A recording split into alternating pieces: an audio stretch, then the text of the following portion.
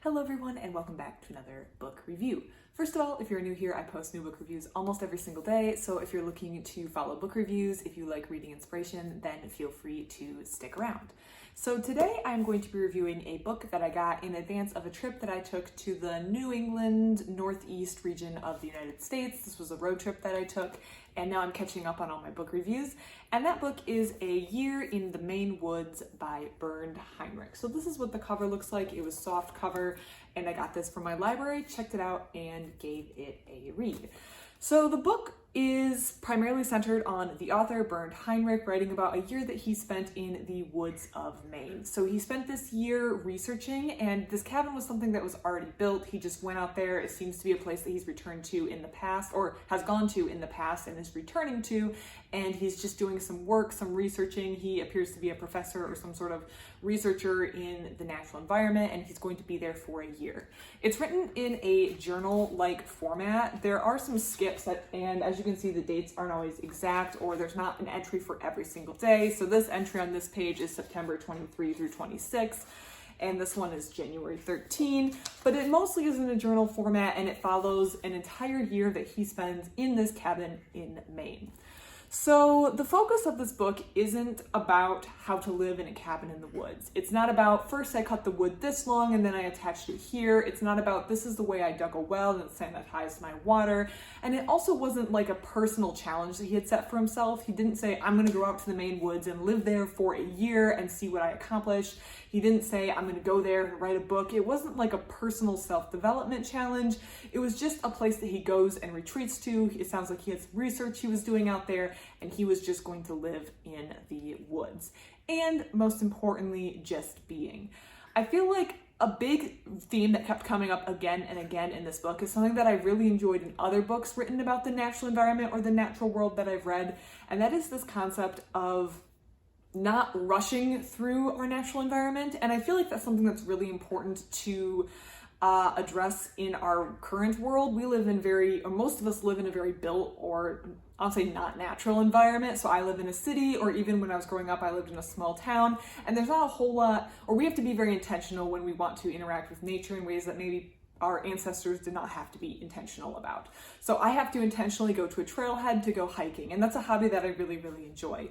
But I find that there's a lot of books, or maybe not a lot of books, but I have read a lot of books that kind of have an emphasis on really making sure that you're just being in the nature, and this isn't like a completionist activity to get done.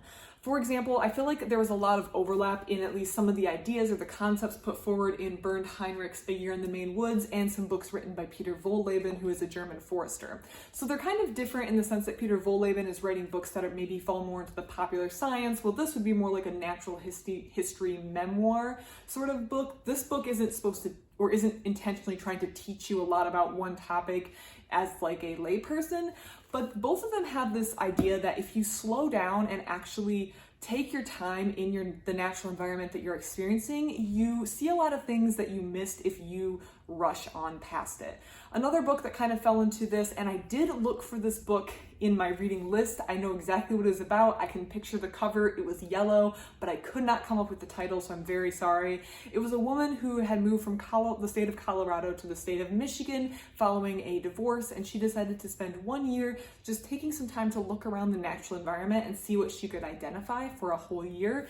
And they both had this, both Peter Wohlleben and this book about the woman who had gone through a divorce and moved to Michigan had this idea of just actually looking and seeing. I feel like a lot of times we look around us quickly, but do you actually see what's in the natural environment? And it was particularly Peter Wohleben's book that really encouraged me to start taking my time to slowly hike. Bernd Heinrich has a quote in this book that says, "You find new things by rambling, not racing." And this ties very much into, again, Peter Wohleben's work where he talks about hiking slowly, or like you can't take a hike too slowly. And sometimes I feel like people, and I'm included in this, will approach hiking or other outdoor activities with a completionist viewpoint. I'm going to hike 5 miles and I'm going to get to the top of this mountain and I'm going to see the overlook and it's going to be really pretty. And there's a time and a place for it. I enjoy watching videos online about hearing about people who do through hikes on long trails in the United States. I do a challenge every single year on the trail that's in my region called the North Country Trail. I do a challenge where I hike 100 miles every year on the North Country Trail.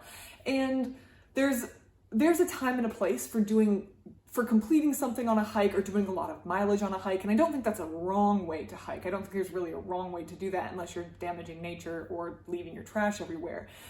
You're getting out there and you're enjoying it, and there's a time and a place for this completionist hike. But a lot of the times when we, and I'm including myself in this, and I see this a lot in others too, when we go on a hike, it's for personal enjoyment. But so many of us do that racing and not rambling. We want to do the 10-mile trail or even like a 2-mile. I'm just going to get through my 2-mile hike in this afternoon because I got to get home and get the groceries. And you're not rambling. You're not stopping to look at the tiny little mushrooms that are growing out from under it, or pulling back the bark a little bit on a down tree to see what you see under there.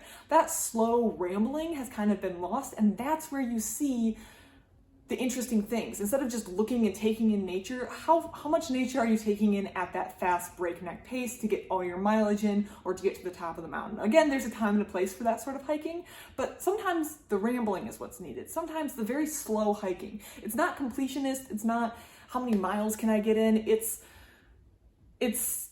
intentionally enjoying the natural world around you. And I really find there's a couple sections of trail that I hike very regularly, as in multiple times a month, sometimes multiple times in a week if I'm lucky. And ever since reading Peter Wohleben's book, I've really been inspired to walk very slowly and not worry about getting lots of miles in on the trail, but even if all I'm doing is a mile or a half mile, walking slowly. And when you repeatedly walk a section of the trail with that rambling mentality, I feel like you see a lot more.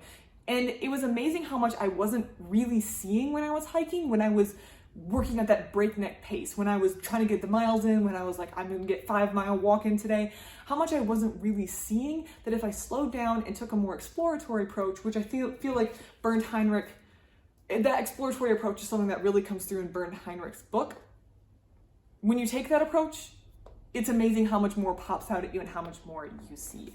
There's actually one section in this book which I think is the highlight of this book, and let's find it, that I feel like kind of encapsulates all of this that I'm saying in one section. It's on page 228, and it says, he writes, I may not have really noticed it, but I think that since growing up, I'd been constantly taking on more and more responsibilities and projects. To have any chance of getting them done, I'd gradually been speeding up until finally I arrived in the fast lane. The landscape had become a blur. After a while, I did not really see it anymore. I may still have known it was there, but only because I recognized the cues from previous experience. Perhaps life was flashing by like a tape player sped up. I recognized the sound, but I did not hear the music. I've spent every single day this year looking at the hills. I've spent hours doing nothing. Days, maybe weeks. I do not think it has been wasted. And I think that's kind of the message that's overarching in this book. He does talk about some of the research he does. He does include fun natural facts. There's drawings and illustrations for identifying things that he has experienced in the world around him. And it is interesting to hear about his experiences living in the world. But I feel like this is more, the takeaway from this book is more of that call to do more rambling in your own life when you're taking these walks. Really slow down, really look at your natural environment, and really spend that time doing nothing. Get out of the fast lane and truly take a slow, wandering ramble and see what pops up in the natural world around you. I really enjoyed this book. I thought it was great. This was written in like 1990, was it 96? 1994. So this is quite a bit older, but nothing about the age of this book detracts from the wonderful time I had reading it or the experience in it, really, because you're dealing with the natural world and the experience that he had interacting with it. I don't think the book is dated at all, and if you can get your hands on a copy of this, I would highly recommend and not be worried about that 1994 publication date. Get it, read it, enjoy it, let me know what you think. If you've read this book, anything similar, if you have anything to add or anything you would like to include in your experience, please put it in the comments down below. I'd love to receive them. Otherwise, thank you so much for watching, and I hope you have a great rest of your day.